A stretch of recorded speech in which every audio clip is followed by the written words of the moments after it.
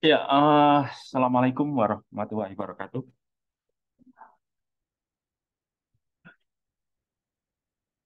Kita lanjutkan ya pertemuan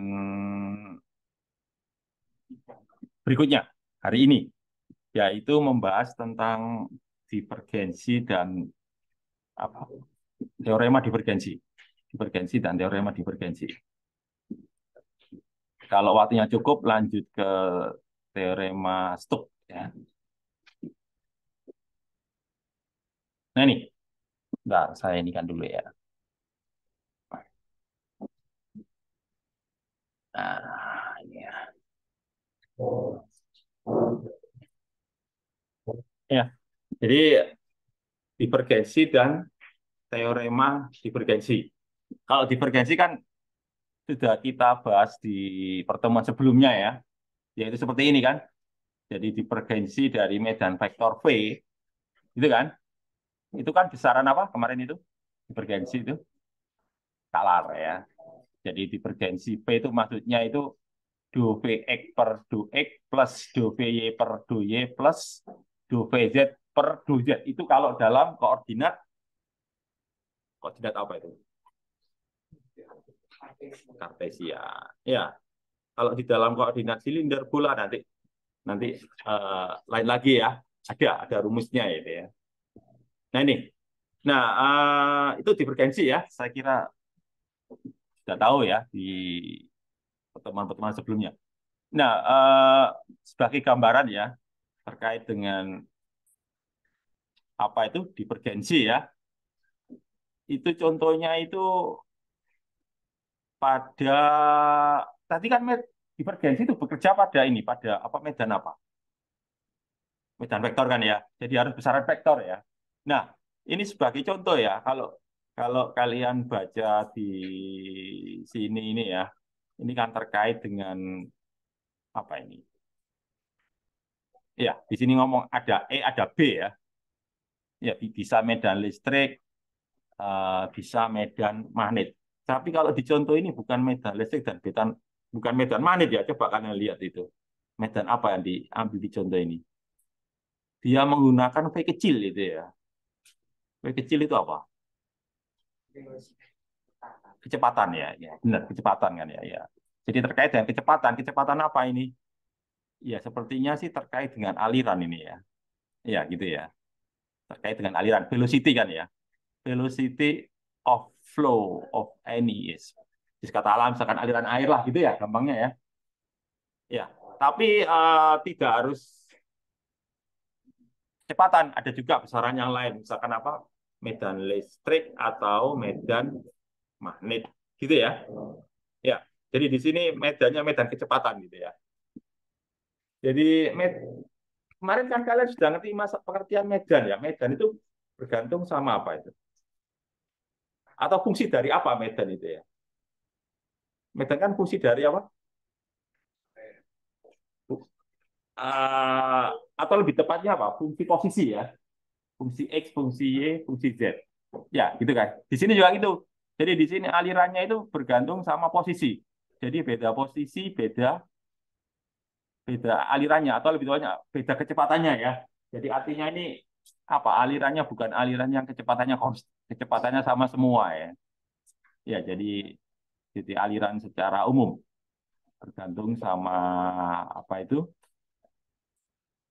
fungsi dari posisi gitu ya. Nah, kemudian ya ini aliran air ya, water flow ya. Kalau V besar itu apa? Ini loh, misalkan ini ya. Karena V besar sama dengan V kecil kali rho. V besar itu apa? Hah? V besar itu volume. Kalau rho itu apa? Massa jenis ya. Ya, jadi uh, massa jenis dikalikan kecepatan ya nanti akan menghasilkan ini nanti ya. Oke ya. Coba kita lihat ininya ya.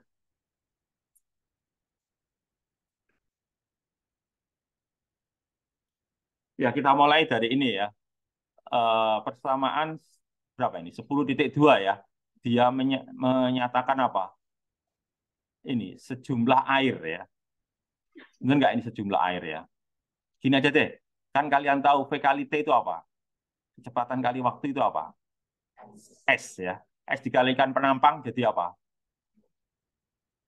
S dikalikan penampang kan volume ya. Volume dikalikan rho. Rho itu massa jenis ya. Kalau volume dikalikan rho jadi apa itu? Volume dikalikan rho. Rho itu massa jenis. Jadi apa? Massa kan ya. Ya. Jadi itu menyatakan massa air ya. Ya ini loh, sama 10,2 loh. Ya kan, tadi kan kalian saya tanya, V kali T kan S ya. S itu jarak jarak tempuh atau panjang ini ya. Panjang panjang lintasan lah. Dikalikan penampang lintasan kan jadi apa? Di volume ya. Volume dikalikan massa jenis kan jadi massa gitu ya. Ya itu menyatakan massa air yang mengalir. Ya, gitu ya. Nah, terus kemudian kalau itu saya mengambil penampangnya tidak tegak lurus dengan alirannya ya. Ngerti maksud saya? Seperti ini loh. Kalau aset kan tegak lurus dengan penampang alirannya ya. Ini loh. Ngerti maksud saya? Kalau sorry sorry. Kalau AASN itu kan tegak lurus dengan apa luas penampangnya kan tegak lurus dengan aliran gitu ya. Kalau yang ini loh kan tidak tegak lurus ini ya. Ngerti yang saya maksud ini ya. Kalau nggak tegak lurus nanti akan muncul faktor apa? Akan muncul faktor ini, faktor kosinus. Kayak sama kayak kita ngitung usaha itu loh. Usaha itu kan apa? F kali S ya. Ya, kalau kalau enggak nanti akan muncul faktor kosinus gitu ya. Ya kayak gitu ya. Jadi nanti kalau enggak, jadi nanti muncul apa? Cos apa? Cos theta ini ya.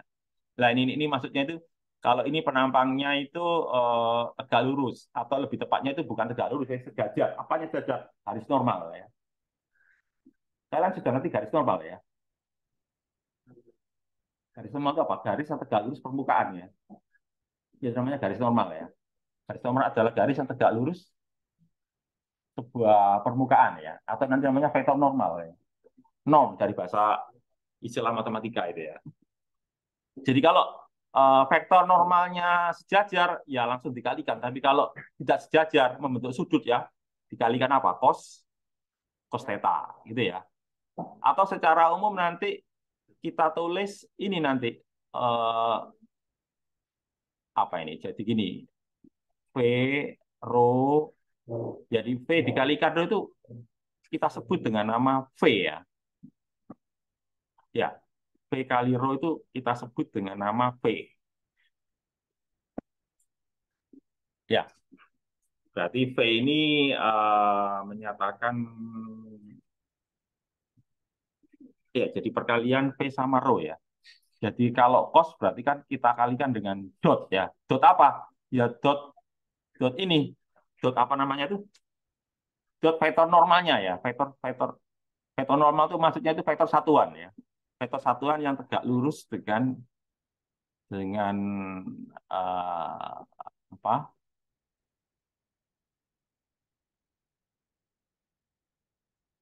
Coba ini kalian coba cermati ya. V besar itu menyatakan apa itu ya? Tadi kalian bilang apa volume? Benar nggak V besar itu volume? Coba ya kalian pikirkan ya. Kecepatan kali massa jenis itu hasilnya apa itu? Kecepatan kali massa jenis satuannya apa? Kecepatan kali massa jenis.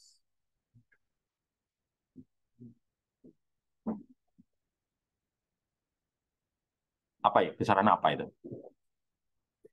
Kayaknya kalau volume sih kayak saya kok meragukan ya, bukan volume itu.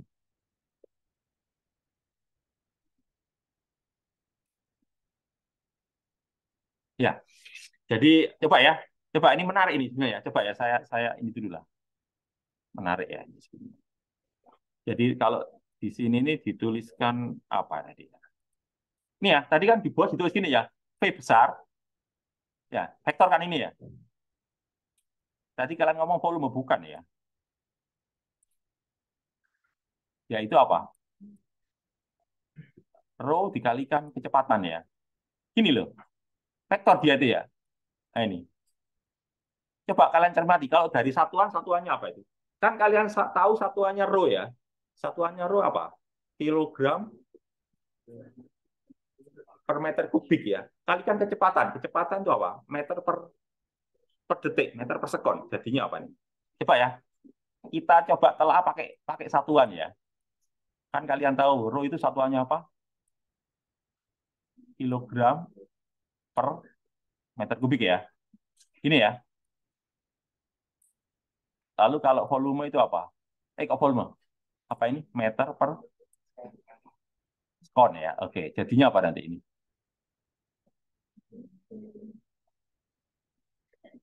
Menurut kalian jadinya apa nanti ini? Kilogram gini ya. Kilogram per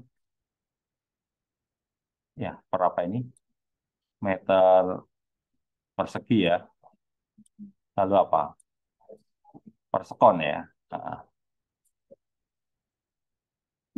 iya, itu ya. Coba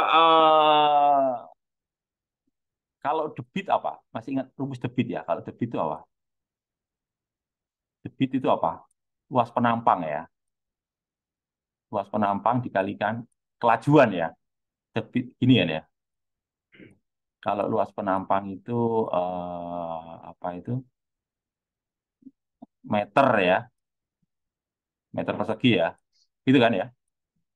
Kalau kecepatan apa? Meter persegi kayak tadi ya. Nanti jadinya apa ini? Meter kubik per sekon ya. Jadi kayak volume per ini ya.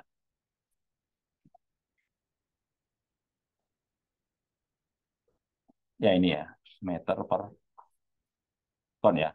Ya bedanya bedanya ini. Kalau V itu besaran vektor, kalau Q itu besaran skalar ya. Jadi keduanya itu ya terkait dengan aliran ya. Terkait dengan aliran ya. Terkait dengan aliran. Bedanya hanya yang satu itu skalar, yang satu itu vektor ya. Ya itu. Kalau di Buas itu ya. Jadi bukan volume lah ya. Kalau volume kan jelas satuannya apa? Meter kubik ya. Tapi kalau di sini V satuannya apa ini kan? Kilogram per meter persegi sekon ya. Ya, ya, silakan.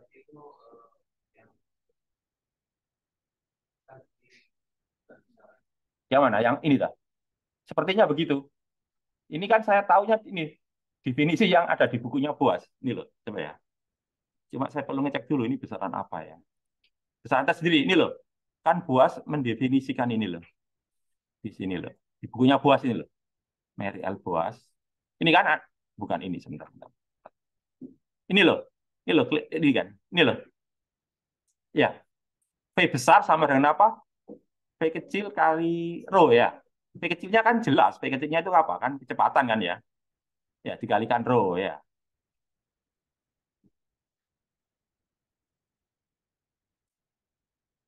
Ya, jadi di sini V ini pokoknya di sini Boas menyebutkan V besar ini terkait dengan apa? Besaran aliran ya. Besaran aliran air. Ya, besaran aliran air ya. Kalau dulu di fisika satu kan kita menyebutnya debit ya. Ternyata debit itu beda dengan ini ya. Satu bedanya kalau debit itu kan skalar ya. Kalau kalau ini adalah vektor kan. Tadi kita lihat ya satuannya sudah jelas beda itu ya. Oke lah. Jadi itu. Jadi dari sini definisinya ya V itu sama dengan V kecil dikalikan rho. Jadi ini nanti nanti jadinya ini nanti ya. Jadi kita mau nyari ini V dot n berarti kan besaran skalar itu ya. Besaran skalar itu ya.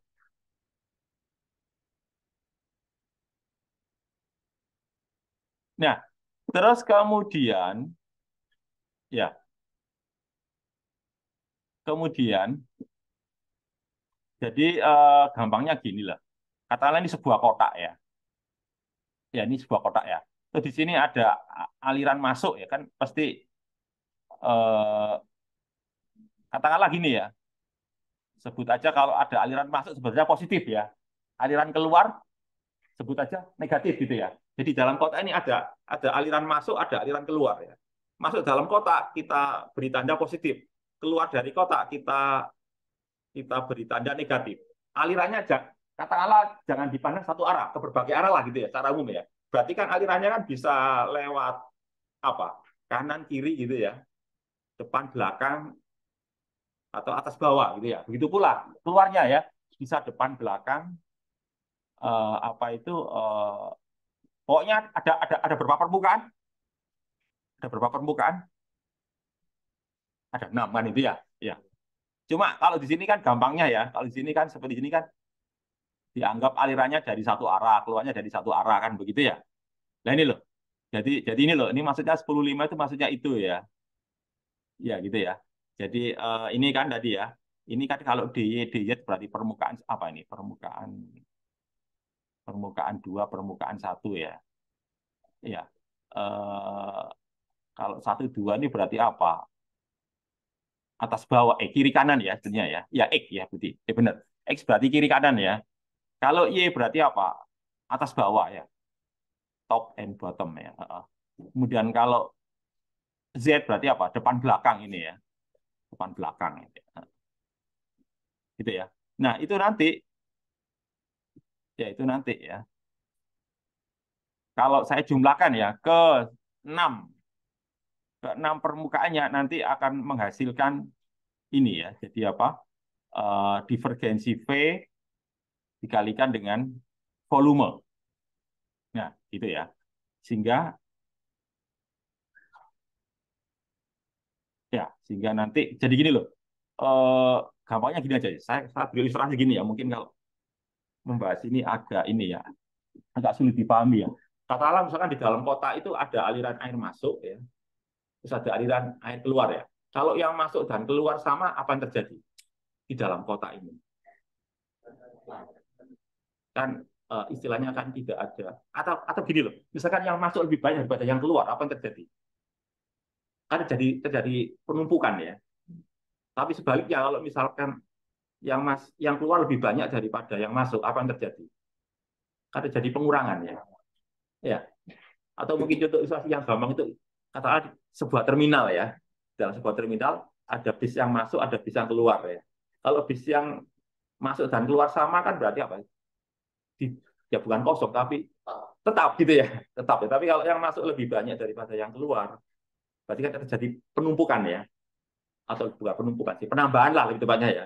Tapi kalau yang keluar lebih banyak kan terjadi pengurangan ya.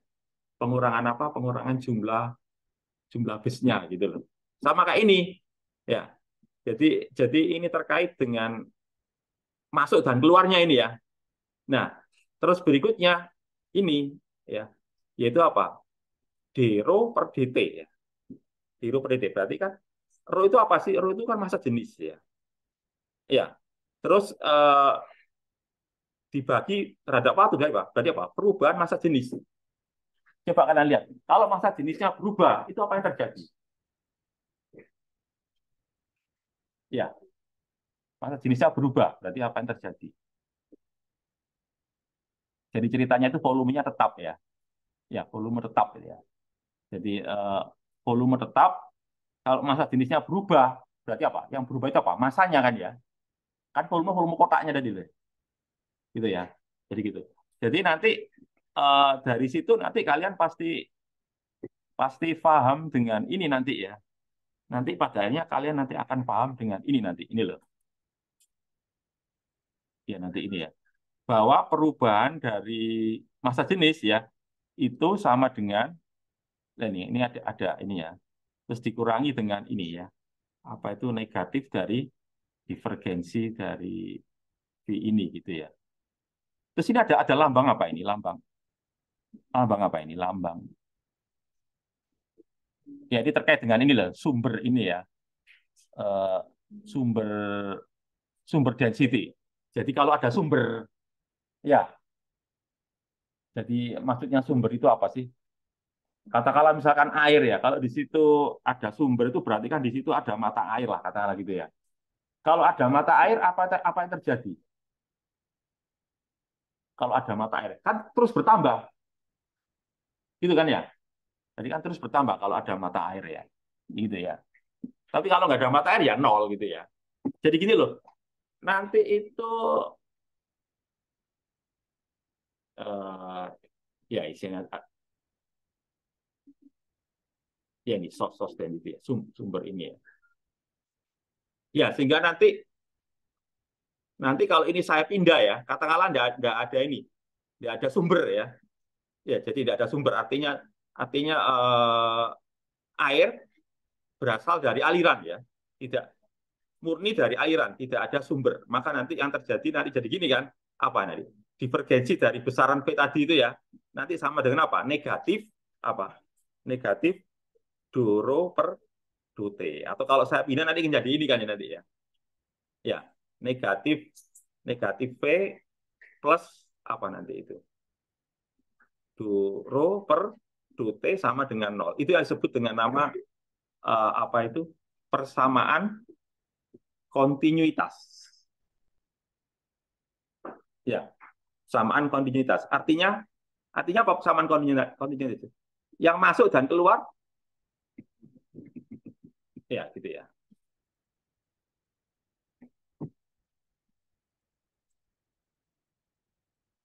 Nah, itu. Nah, terus kemudian berikutnya ya.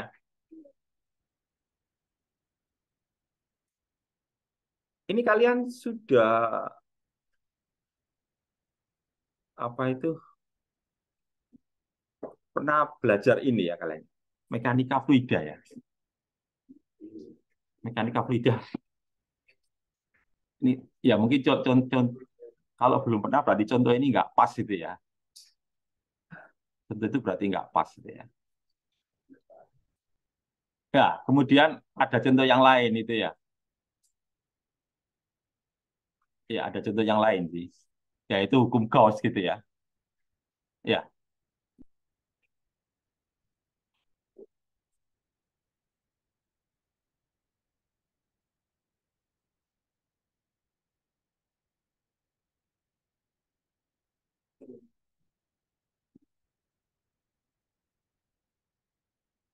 ya sebetulnya ini berlaku umum kok ya. Jadi nggak hanya untuk aliran air ya, tapi untuk vektor apa saja. Termasuk tadi disebutkan untuk vektor medan listrik maupun untuk vektor medan magnet ya. Jadi itu tadi pokoknya divergensi dari sebuah medan vektor ya, ya itu terkait dengan tadi negatif ya, negatif dari perubahan rho per dot. Kalau rho ya kalau terkait dengan aliran air ya tadi apa tadi massa air per volume air gitu ya.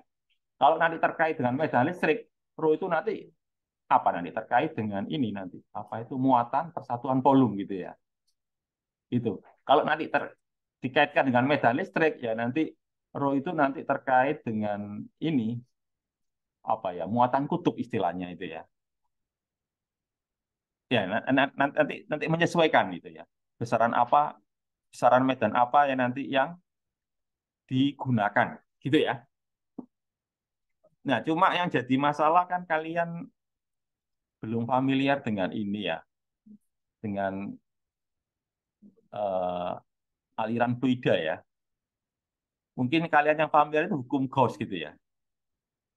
Ya, hukum Gauss itu kayaknya lebih pas kalau digunakan di sini ya. Coba saya lihat dulu ya. Mungkin di belakang ada contoh tentang hukum Gauss ya.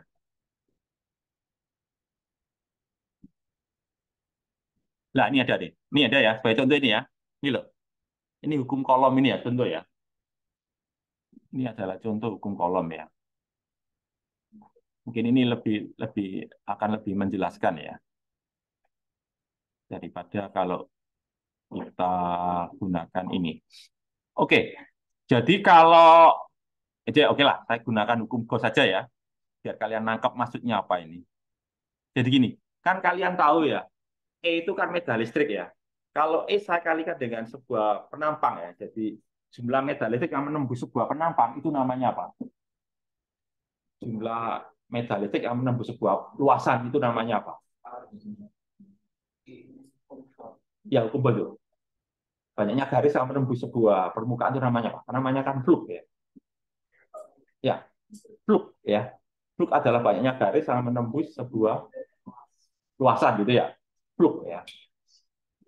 Nah itu.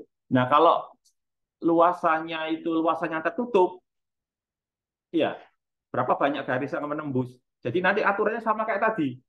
Katakanlah yang masuk itu positif gitu ya, yang keluar negatif gitu ya. Kalau muatannya ada di dalam berarti kan katakanlah muatan positif gitu ya. Berarti kan garisnya akan menembus keluar semua gitu ya. Kalau muatan negatif berarti apa? Garisnya kan masuk semua ya. Tapi kalau muatannya ada yang berada di luar ya, di luar sebuah permukaan ya, permukaan tertutup tadi itu ya, maka nanti garisnya kan masuk dulu baru keluar gitu ya. Kalau muatannya plus gitu ya. Kalau muatannya negatif sebaliknya kan itu ya. Pokoknya yang jelas kalau muatannya ada di seperti ini lah ya. Di apa ya?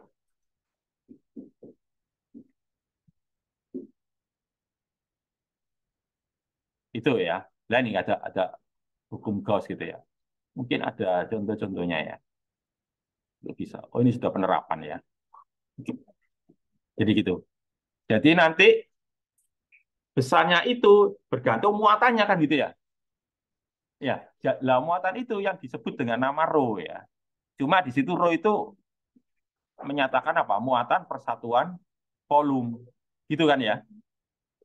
Ya. Nah ini kan. Atau kan kalian tahu hukum Gauss itu ya apa? Ini kan ya. Coba ya bentuk-bentuk. Nah ini. Cuma di sini tidak menggunakan E ya, tapi menggunakan apa D. Apa bedanya E sama D ya? Kalian tahu bedanya E sama D ya? Kalau E kan medan listrik. Kalau D itu apa? Medan pergeseran listrik. Ya, medan jadi gini loh. Maksud saya gini. Sebentar, biar kalian tak ini dulu, tak stop dulu ya.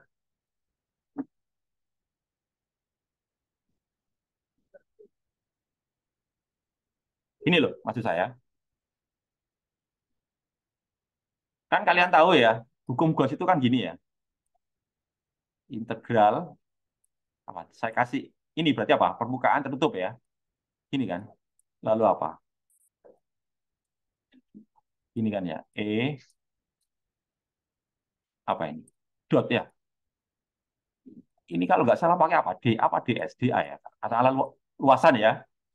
Kan ini ya. DA ini kan.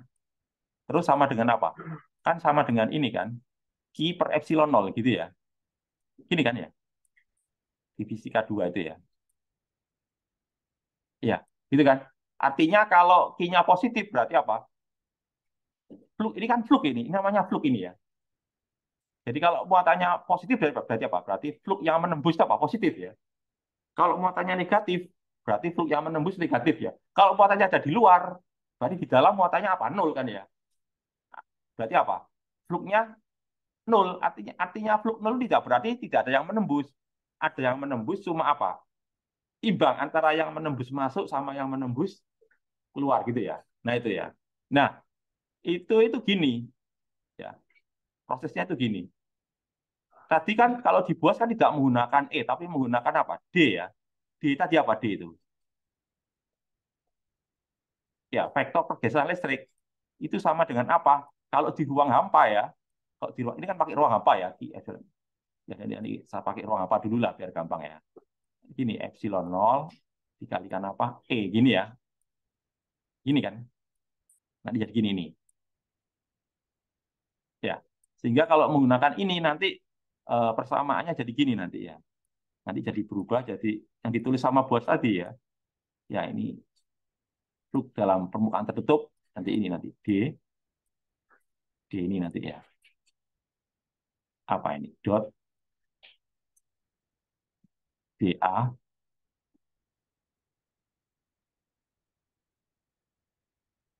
sama dengan apa? Q gini ya. Gini kan ya? Sama dengan Q gitu ya. Oke, gini ya. Oke, terus kemudian apa sih saya? Gini ya. Oke, terus kemudian kan kalian tahu Q muatan ya, kan bisa saya tulis apa Q itu? Rho dikalikan V gini ya. Itu sama dengan rho kalikan V gini ya. Gini kan ya. Ini saya buat gampang-gampangan aja ya, meskipun nggak sesederhana itu sebetulnya ya. Itu kan ya. Di rho sama dengan V. Atau nanti bisa juga saya tulis gini nanti. Ini kalau nambah halaman mana ya? Nambah halaman di sini ya kayaknya ya. Ada yang tahu ya nambah halaman itu gimana? Dihapus. Kok saya lupa ya? Nambah halaman itu halaman. Atau tak hapus aja ya? Nah, pusing aja. Jadi gini loh. Tadi Q sama dengan apa tadi? Rho kali V ya. Tapi di sini rho, matinya rho itu apa di sini nih? Rho apa di sini nih? Muatan persatuan. Oh, volume ya. Kan itu kan jadi Q nanti ya. Ya itu ya. Nah, terus nanti kalau rho-nya homogen dikalikan. Kalau rho-nya nggak homogen, karena volume. Volume berarti apa? Integral apa volume itu? Integral double 3 ya. Nah, nanti gini nanti. Nah, nanti gini. Rho, ya. Nanti apa ini? Ya gini nanti. Apa nanti? dx gitu ya. dx lalu apa nanti? dy lalu apa? dz. Nah, gitu loh ya. Oke ya, kembali ke tadi itu. Kembali ke ini tadi ya. Kembali ke tadi ya. Nah, ini kan, ini loh. Ini kan saya tadi ya, bahwa dikalikan ini ya. Cuma gini loh, mungkin saya perlu jelaskan lambang-lambang yang digunakan oleh Boas ya. Kadang Boas itu integralnya cuma satu ya. Ini loh, misalkan ini ya. Ini kan integralnya cuma satu ya. Tapi kalian jangan menganggap ini sebagai integral keliling. Bukan, ini bukan integral keliling. Tapi apa ini? Integral, tahu dari mana ini? Dari keterangannya ini ya. Closed apa ini? Surface ya. Ya, jadi apa? Permukaan tertutup ya. Ya, jadi meskipun dia integral tunggal, tapi dia menuliskannya apa ini loh, close ya, tertutup kan ya. Surface berarti apa? Permukaan tertutup ya. Satu ya. Jadi Boas meskipun dia integral permukaan, tapi menuliskannya satu integral. Terus kedua lambang yang digunakan yaitu apa? Sigma. Sigma itu menyatakan apa? Permukaan ya. Jadi D sigma artinya apa? Elemen permukaan gitu ya. Kok tadi kan saya tidak menggunakan D tapi DA gitu ya. Ya, A menggunakan A ya. Di sini menggunakan sigma. Ya ini makanya ini saya harus jelaskan perbedaan-perbedaannya ya. Perbedaan simbol maksudnya itu ya. Ya, ya. Terus kemudian saya tanyai lagi. Kan kalian tahu permukaan itu besaran apa? Luasan, luasan. Luasan besar vektor ya. Artinya dia punya arah ya. Arahnya bagaimana? Arahnya tegak, tegak lurus permukaan. Di sini Buas menggunakan lambang N ya. Ini loh. Ini loh. N itu menyatakan apa? Vektor satuannya. N itu apa sih? Vektor satuan normal ya. Jadi tegak lurus permukaannya. Maksudnya itu gitu. Ya, ini loh. Ya kan sama dengan si Ki ya. Kalau kalau muatannya lebih dari satu kan jadi Ki apa itu? Ki I ya. Nah itu sehingga nanti jadi ini nanti lah ini jadi hukum Gauss tadi kan. Jadi yang ini apa? Integral rangkap dua dikasih lingkaran artinya apa? Tertunjuk. Yang ini integral apa ini? Rangkap tiga. Ya, jadi gini, kalau di Boas itu sigma itu menyatakan luasan, kalau apa ini namanya? Ini huruf apa namanya ya? Kalau sigma ini loh. Kalau sigma menyatakan luasan, kalau tau ini menyatakan apa? Volume ya. Iya, iya volume. Baca ini, volume apa ini? Volume bounded by permukaan. Jadi volume yang dilingkupi ya. Volume yang dilingkupi atau yang ditutupi oleh permukaan sigma ya. Maksudnya itu gitu. Ya, sehingga nanti menjadi apa? Hukum Gauss. Itu maksudnya itu ya. Ya, itu ya. Nah, eh, itu ya. Itu kalau kita terapkan pada hukum Gauss ya. Mungkin dengan menggunakan hukum Gauss lebih mengena ya daripada menggunakan fluida tadi ya. Nah, terus teoremanya itu ini teoremanya ya. Teorema apa tadi? Teorema divergensi tadi ya. Nah, ini teorema divergensinya tadi itu ini. Nah, ini. Nih ya. Nih, teorema divergensi persamaan berapa ini? 10,17. Jadi jadi jadi kalau kalian cermati, lah kalau ini baru baru baru ini ya, baru baru kita mengerti ya. Volume rangkap 3 gitu ya. Kalau permukaan apa rangkap 2 gitu ya. Jadi apa ini artinya? Jadi gini, artinya itu gini ya. Jadi integral volume dari divergensi ya. Mananya gini ya. Jadi gini, integral volume dari divergensi ya itu sama dengan apa? Ini kan gini maksudnya ya. Integral volume dari divergensi akan sama dengan apa? Vektor tersebut ya integral permukaan tertutup dari vektor tersebut. Ya, saya ulangi lagi ya. Teorema divergensi itu menyatakan bahwa integral volume dari divergensi sebuah vektor itu sama dengan apa? Integral permukaan tertutup dari vektor tersebut. Maksudnya itu gini loh. Jadi saya atau gampangnya gini ya. Kalau kalian bingung, gampangnya gini aja. Pokoknya teorema divergensi itu mengaitkan antara apa itu? Integral volume dengan integral permukaan tertutup gitu ya. Wes gampangnya gitulah. Ya. Jadi teorema divergensi mengaitkan antara apa itu? Integral volume ya dengan integral permukaan tertutup. Atau sekalian aja saya gabung. Nanti kan ada berikutnya teorema Stokes ya. Ya, kalau teorema Stokes itu mengaitkan antara apa itu? Integral keliling ya. Ya, integral keliling dengan uh, apa itu? Integral integral keliling dengan integral apa itu namanya? Dengan integral luas ya, dengan integral luas. Nanti ada kok ya. Jadi itu. Jadi kalau kalau ini kan apa? Integral volume dengan integral permukaan tertutup ya. Kalau teorema Stokes itu mengaitkan integral luasan dengan integral keliling ya. Nah, gitu ya. Integral luasan dengan integral keliling. Terus gampangnya gitu ya. Kalau kalian nggak jelas tanya ya. Mungkin saya menjelaskannya nggak pas gitu loh. Saya coba cari pendekatan-pendekatan yang bisa kalian mengerti gitu ya. Kalau seandainya penjelasan tadi tidak bisa dimengerti ya.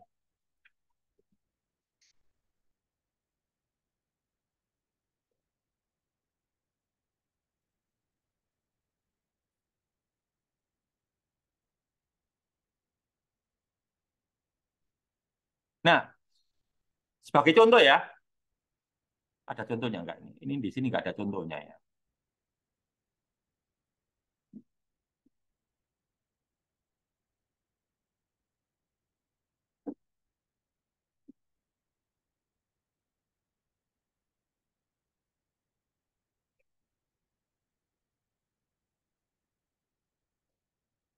Jam 8 ya sekarang ya.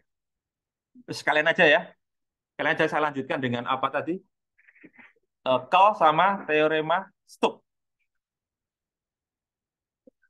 Ya, call sama kaitannya dengan teorema Stokes. Ya. Saya lanjutkan aja dengan ini ya.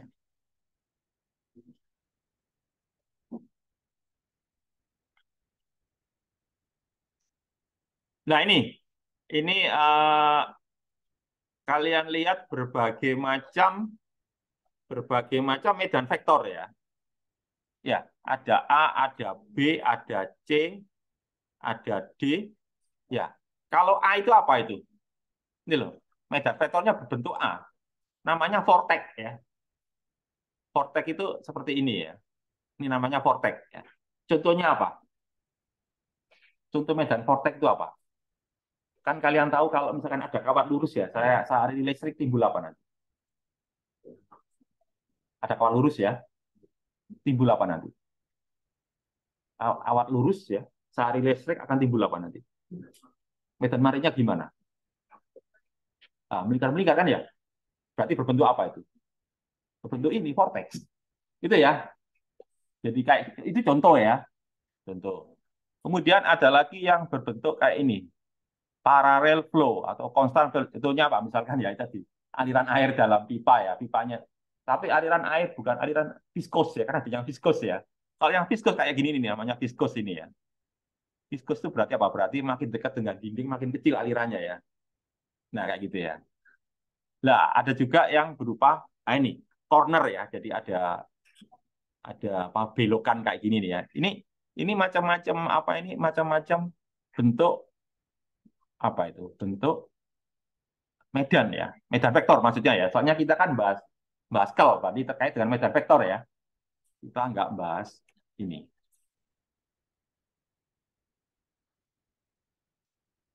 Ya. Jadi itu.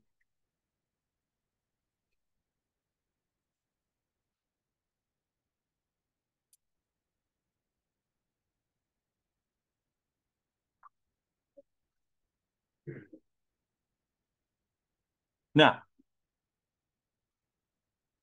kalau teorema Stokes ini ya, teorema Stokes ini terkait dengan tadi namanya apa? Integral keliling ya. Integral keliling. Kemarin juga sudah saya jelaskan ya, kalau integral keliling sebuah vektor itu nol, itu maksudnya apa itu?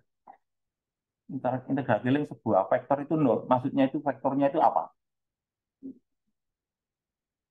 Vektor medannya itu medan apa ya? Kan kemarin ada medan vektor konservatif, ada non konservatif ya. Kalau integral kelilingnya itu nol, itu berarti apa ini?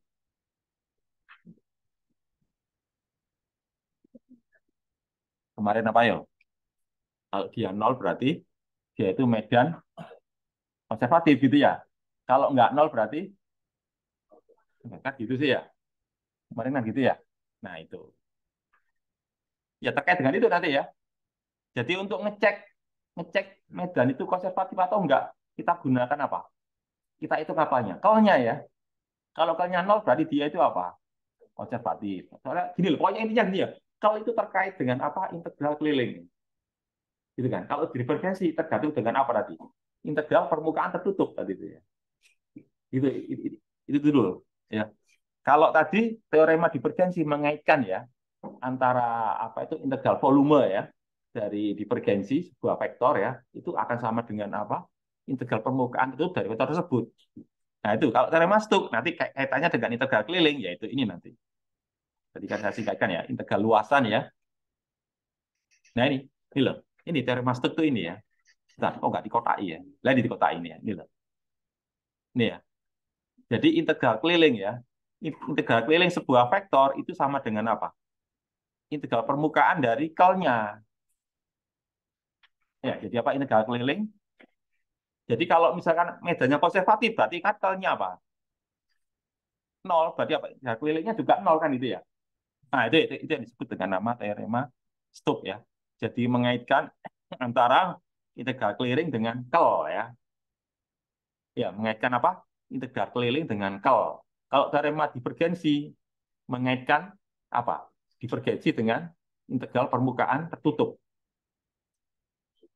Gampangnya gini lah. Poinnya itu gini sebetulnya ya. Poin yang saya bahas di pertemuan ini itu gini ya. Kalau kalian saya tanya ya, kalau apa itu divergensi terkait dengan apa?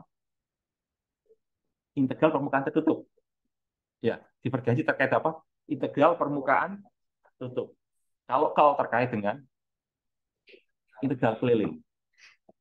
Keliling sama permukaan tertutup gitu ya.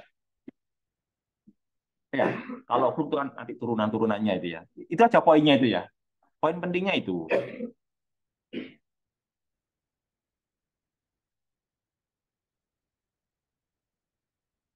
Nah, sekarang eh, mungkin juga perlu kalian tahu ya. Misalkan ini ya. Ini saya menarik juga untuk kita bahas ya. Biar kalian nanti memahami ya. Kalau kalian saya tanya ya, medalis itu medan konservatif apa enggak? Medalis itu medan konservatif apa enggak? Hah? Medan listrik itu medan konservatif apa tidak? Bentuknya medan listrik itu kayak apa? Atau gini, kan kalian pernah tahu kapasitor ya? Kapasitor itu kan ada lempeng positif, lempeng negatif ya. Bentuk medan listrik di dalam kapasitor bagaimana? Di antara kedua lempengannya itu bentuknya gimana? Ya apa? Apa perlu saya gambar? Hah? Ya apa bentuknya? Apa yang keras? Garisnya gimana? Bener, garisnya gimana? Coba pilih, wis multiple choice saja deh. Apakah apakah A, apakah B, apakah C, apakah D? Yang keras, yang B kan itu ya. Oke ya. Jadi ya boleh dikatakan gitu ya. Boleh dikatakan begitu ya. Meskipun juga tergantung tergantung distribusi muatannya juga sih ya. Kalau muatannya lempengan seperti itu ya jajar ya. Tapi kalau berupa muatan titik kan menyebar gitu ya, divergen gitu ya. Tadi kan juga sempat saya singgung kalau medan magnet bentuknya gimana? Kalau misalkan dihasilkan oleh apa tadi kawat lurus itu ya, kan bentuknya vortex gitu ya. Nah sekarang kalau kita kaitkan dengan integral keliling ya, coba tadi kan kalian nggak bisa jawab tadi ya. Tadi kan kalian saya tanya, medan listrik itu konservatif apa non konservatif? Medan listrik. Tadi kalian nggak bisa jawab ya, non konservatif. Medan listrik itu medan konservatif ya. Lu kok bisa? Medan listrik medan konservatif. Soalnya ada namanya energi potensial listrik. Pernah dengar energi potensial listrik ya? Pernah dengar? Satuannya apa energi potensial listrik itu? Satuan energi potensial listrik itu apa? Hah? Iya, yang keras. Joule kan? Kan energi. Energi apapun kan joule sih. Jangan terkecoh kalian ya. Energi kalor ya, dikira. Kalau kalian ngomong energi kalor satuannya kalori bener ya. Kan satuan khusus itu ya. Tapi secara umum kan joule itu ya. Itu. Jadi energi potensial listrik satuannya joule. Kalau potensial listrik satuannya volt gitu ya. Kan gitu. Itu. Jadi jadi kenapa kok medan listrik itu merupakan medan konservatif? Karena ada yang namanya energi potensial listrik. Saya tanya lagi kalian, medan gravitasi itu medan konservatif atau non konservatif? Ya jawabannya konservatif. Kenapa? Karena ada energi potensial gravitasi ya. Ya, kayak gitu. Itu pula nanti gaya pegas itu ya. Atau lebih ya gaya pegas atau gaya elastis. Itu termasuk konservatif atau non konservatif? Jawabannya konservatif ya. Kenapa? Karena ada energi potensial pegas. Pokoknya gini loh, eh, medan konservatif ya, yang ada di alam semesta itu satu, eh, medan gravitasi ya, medan gravitasi dua, medan tadi agak apa sih pegas tadi ya, elastis ya, atau pegas. Terus yang kedua itu, yang ketiga itu apa? Listrik ya, medan listrik. Yang selain itu ya non konservatif ya. Kalau medan magnet konservatif atau enggak? Misalkan gini loh, misalkan ya, eh, saya mau ngitung integral garis dari medan magnet ya, dari sini muter begini. Kira-kira hasilnya apa ini? Ya, hasilnya gimana ini? Kalau muter gini nanti. Atau kalau kalian nggak tidak bisa memahami ilustrasinya itu gini aja deh. Saya beri ilustrasi gini aja deh. Ya, jadi gini, misalkan ini ada medan listrik ya. Ini ya bentuknya ya. Katakanlah dari dari apa itu? Dari kapasitor kan ini ya. Ya, saya melakukan usaha ya. Katakanlah dari sini, dari A ke B ini ya. Ini ya. Kalau saya integralkan ini integralnya positif apa negatif ini. Dari sini ke sini positif apa negatif ini. Integral garisnya. Positif kan searah ya. Kemudian saya pindahkan ke sini. Ini apa? C gitu ya. Kalau ke sini gimana ini? Usahanya atau integral garisnya dari sini ke sini. Jadi di sini positif ya tadi ya. Positif. Kalau di sini apa ini? Jawabannya nol. Kenapa kok nol? Kan tegak lurus. Ya, berarti kan ada cost-nya gitu ya. Ya, benar ya, nol. Kemudian dari C ke D, ini gimana nih? Dari C ke D, hasilnya gimana nih dari C ke D? Kenapa kok negatif? Kan 180 derajat ya. Kemudian dari D ke A, nol. Sekarang kalian kalian hitung keseluruhan ya. Berapa W totalnya? Kan nol. Kenapa? Karena plus sama minus habis gitu ya. Nah, itu loh maksudnya gitu ya. Ya. Nah, sekarang jadi itu kenapa kok medan listrik itu konservatif? Karena seperti itu.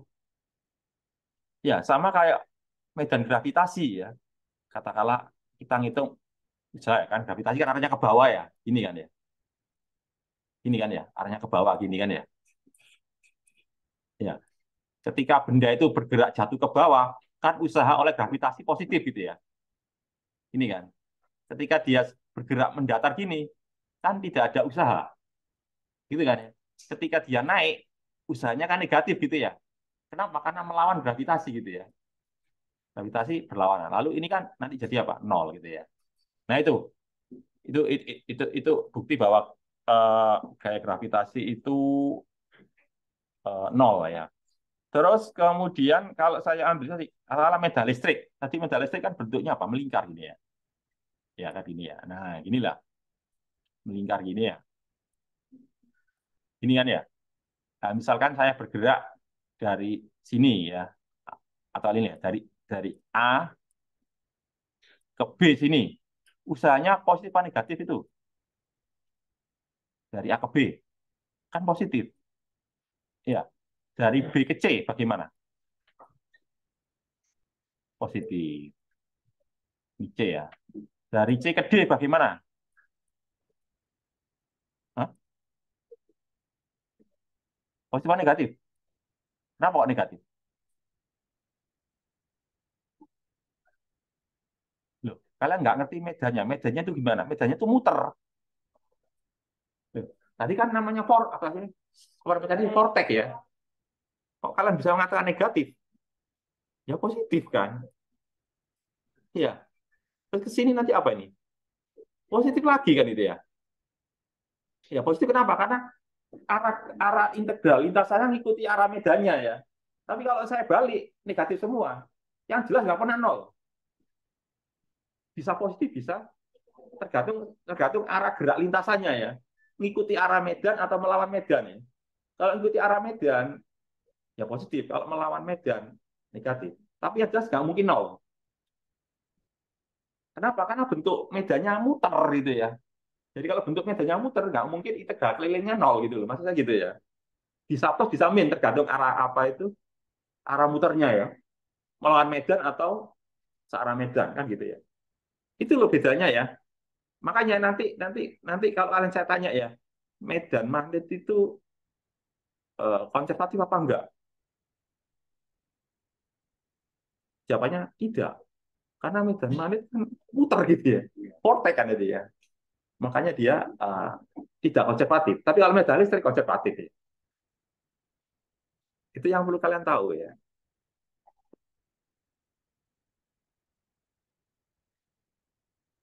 Kok hilang ya? Oke, saya kembali ke ini tadi ya, buku tadi.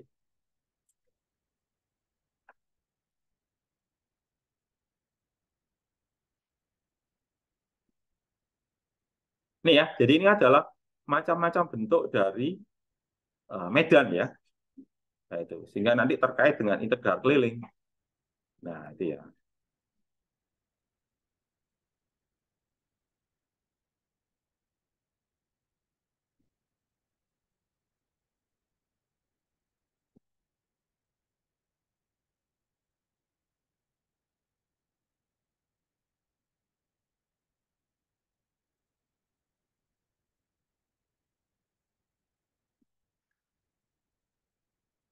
Iya, saya kira itu ya. Saya ini dulu lah. Saya apa ini? Saya mau offline dulu ya. Tak tak ini dulu ya. Tak stop dulu ya. Saya mau jelaskan tapi yang offline aja deh.